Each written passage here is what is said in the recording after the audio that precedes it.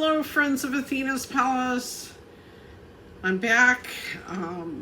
Had a nice dinner, and now I'm going to talk to you about the light again. So before we talked about the solar path and how the light comes into the signs starting at the winter solstice, and how that light increases until the summer solstice, and then the light decreases after that until the winter solstice. So light was very important to the establishment of the ancient astrology theories, and probably the most fundamental concept with light is called sect light. And it's based on the time of day that you're born. So if you were born when the sun was above the horizon, then you have a day chart, and it's called a diurnal chart.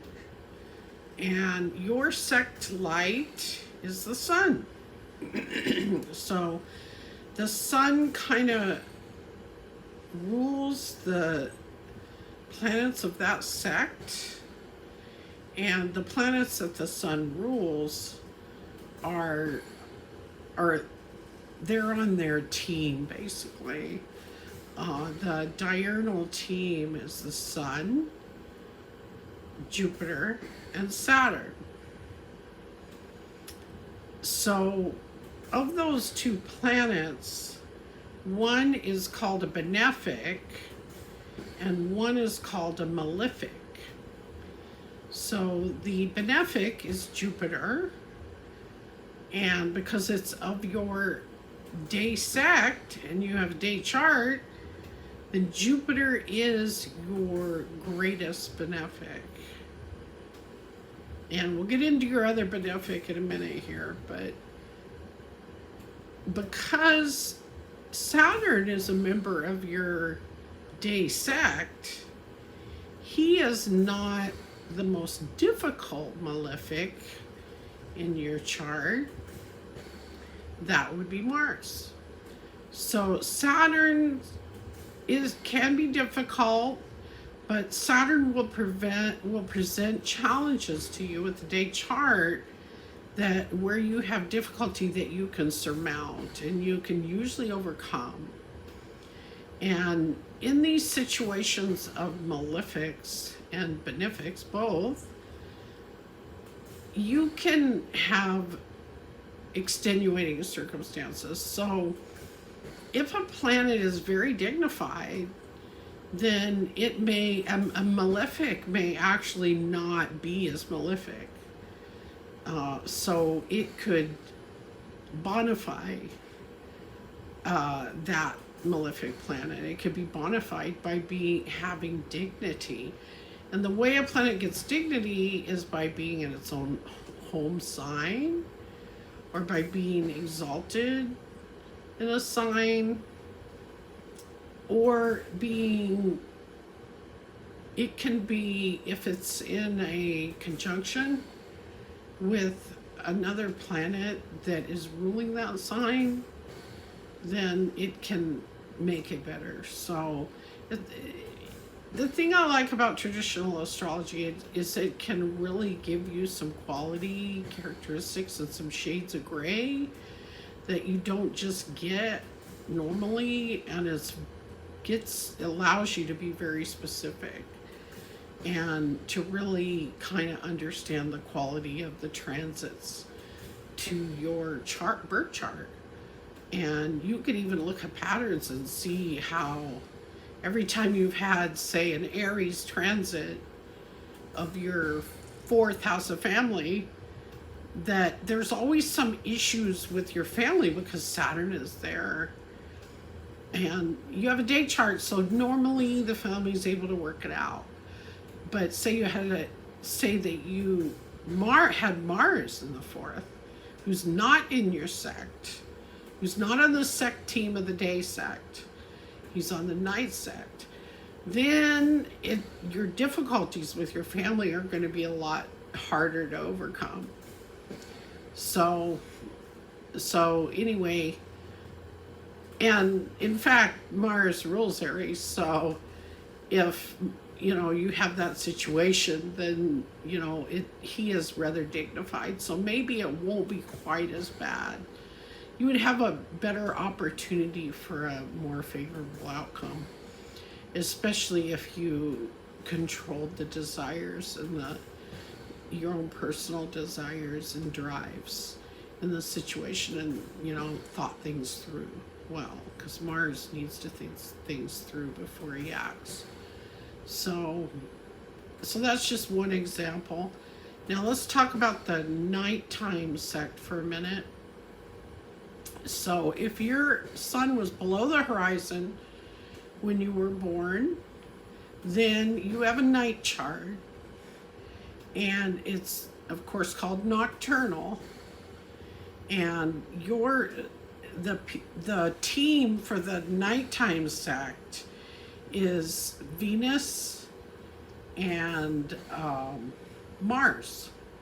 So Venus, then, if you're a nighttime chart, Venus would be your greater benefic, and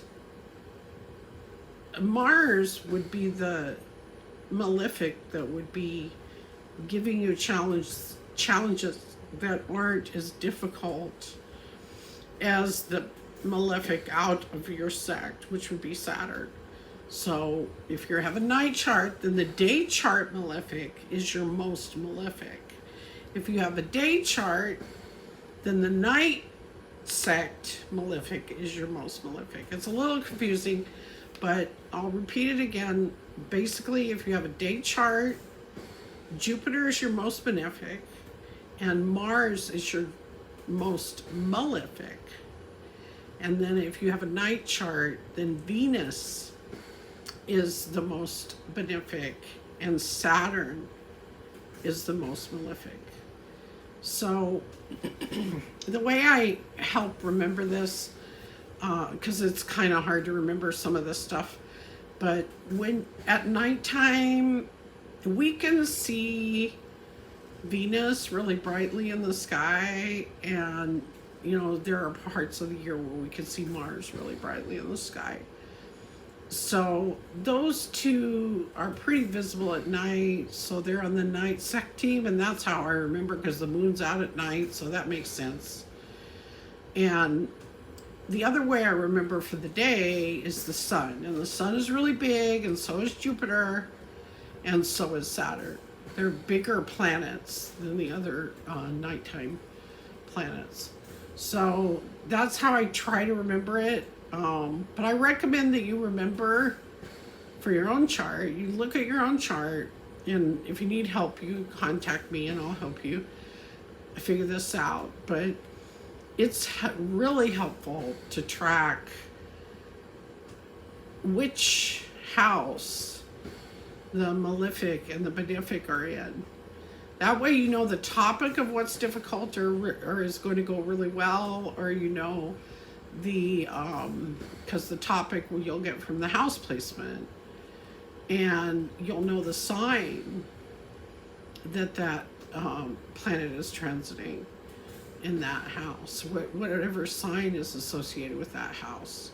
So you could begin to kind of pay attention to the transits more, and when Venus or Jupiter, the benefics, are going to be in a favorable house, like say your money house, the second house, you could really pay attention, and you may see an opportunity you might have overlooked previously, or you may focus more on your finances, because that's a really favorable time to do that. So I found it's helpful to understand these concepts. Are pretty basic, and they're really helpful in giving a lot of additional information and kind of the quality of how the planet is going to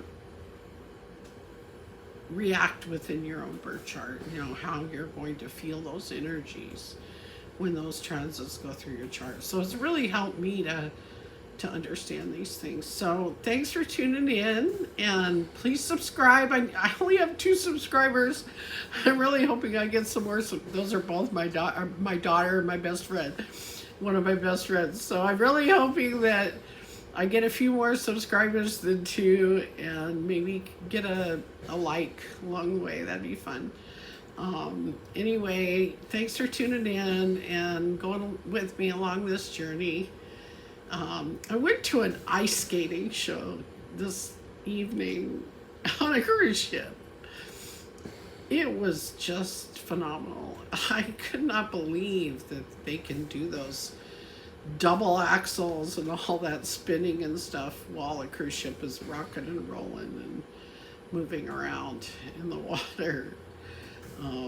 It's just amazing that they have these things on these cruise ships. So really enjoyed that, and I wanted to share that little anecdote with you. But thank you so much, and God bless you.